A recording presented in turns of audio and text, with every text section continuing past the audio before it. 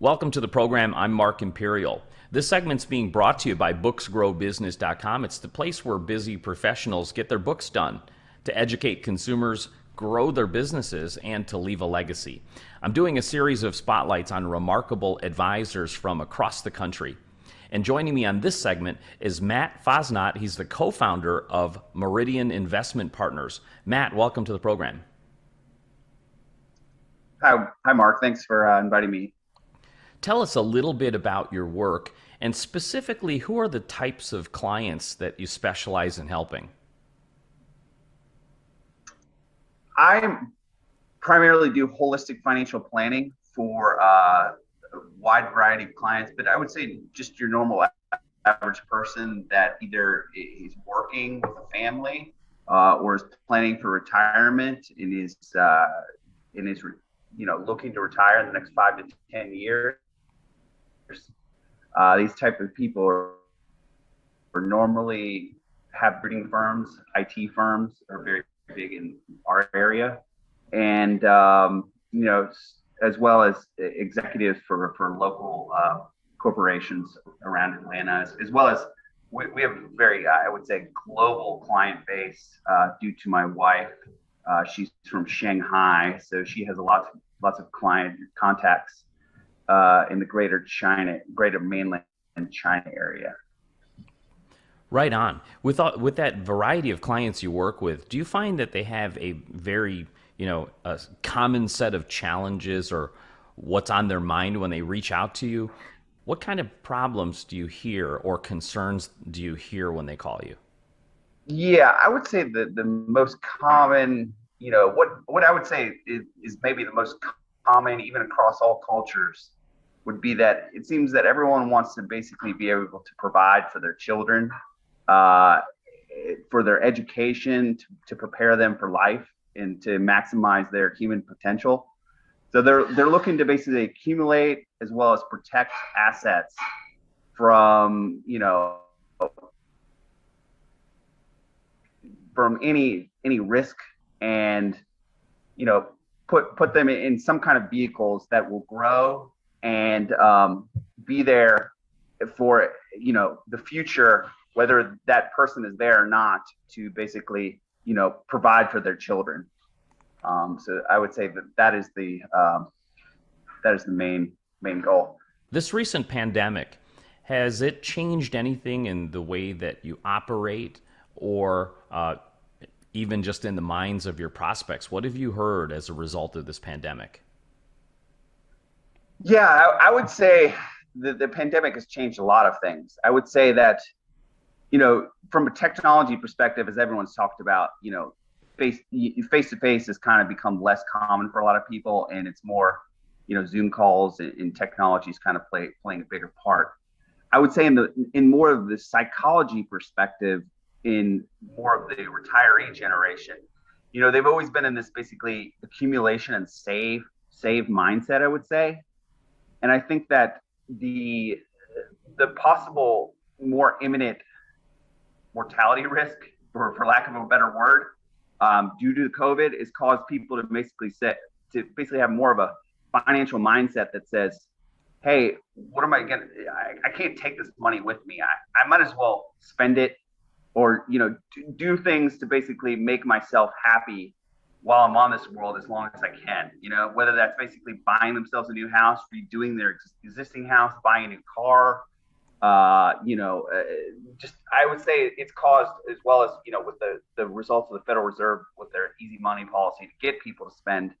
I would say that people have taken advantage of that to borrow, to spend their assets, to basically, live life a little bit fuller while they can, rather than being in such a mindset that we had probably in the past 5 to 7 years coming out of the last recession, where it was like work, save, because you never know when the next disaster is going to happen. And the next disaster did happen to a certain extent with COVID. And so I would say that is the biggest, I would say, human psychology change that I see that has happened with my clients, as well as just, observing the world. That's an interesting insight.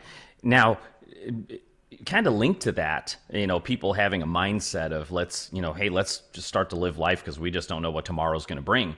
Are Yeah. there any like myths or misconceptions that people hold on to in regards to like getting their financial houses in order? What do you hear out there that's commonly spoken, you know, that may keep people from getting their stuff in order? Let me think about that one. I mean, I would say generally the biggest thing is just procrastination. I mean, we all are, certain fall into certain kind of traps where we're just comfortable in our own situation and what we're doing. And we might not listen to other perspectives or think about other ideas or talk to other people about these things because generally finances, most people want to keep them very private. And I would say that just the and I fall into this trap even myself. You always learn things from going to webinars, talking to other people that they have different ideas or perspectives on how to do things that maybe you didn't consider. And so I think that can be just fighting people's inertia because as long as something's worked to a certain extent, most people don't really change, and there could always be improvements or tweaks to really any situation. I could see that as a real danger. Matt, what inspired you to get into this field and help people, with their finances? How did you get started? That's a great question. So, I was around 2000, 2002. I was, involved in kind of a partnership, and I was looking for help with managing that partnership that involved, financial advisors, attorneys, lots of different professionals. And, I just kind of learned from experience that the specific field I'm in has certain inherent conflicts, I would say, that can put the advisor in a position where they can easily take advantage of the client. Whether that's their intention or not, it's just the way that a lot of these advisors work for major corporations like Wells Fargo or an Ameriprise or just a publicly traded company where the corporation has shareholders in which they're going to basically push down sales mandates, I would say, to the financial advisor to sell products that are not so much in the interest of the client, more in the interest of the profitability of the shareholders of the corporation. And that kind of, that motivated me to basically find a different way to operate in this industry in which I'm set up as an independent financial advisor. So, I have certain people that are investors with me in this firm, but our main goal is not to maximize profitability. I would say our main goal is to help people and to help people achieve their financial goals. And we're trying to do that in the most cost efficient, effective manner possible. And we're not here to basically push down products down people's throat that they really don't need or want, just so that we can basically, maximize our profitability. So that's really what sought me to kind of do what I do.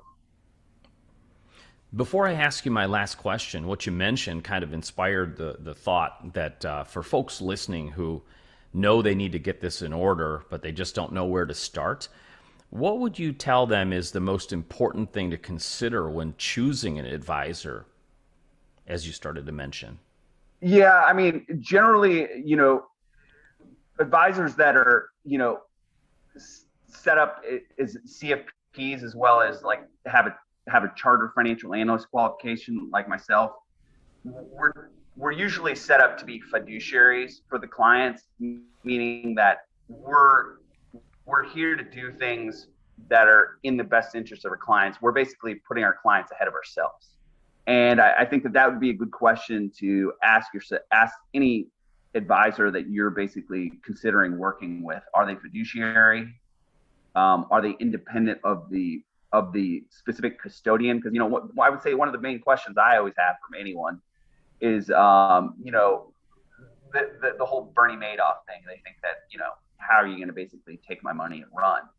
And the way I'm set up is I have a custodian that I use, whether that's Schwab or any other major custodian, they actually custody the assets that I help manage on behalf of my clients.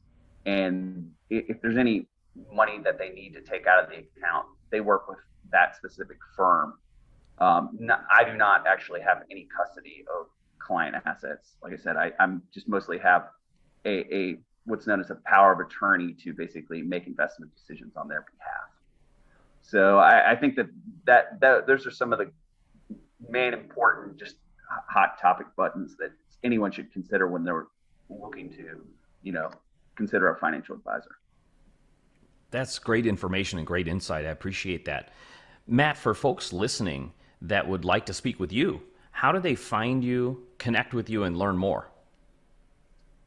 Yes, my website is investmeridian.com, where you can find more information about me. But I love to speak with people, and so I would say actually the best way would be just to call me at either at my office number, which would be 404-585-5946, as well as there's information on my email if you go to the website, and more information about my company, what we do, and myself.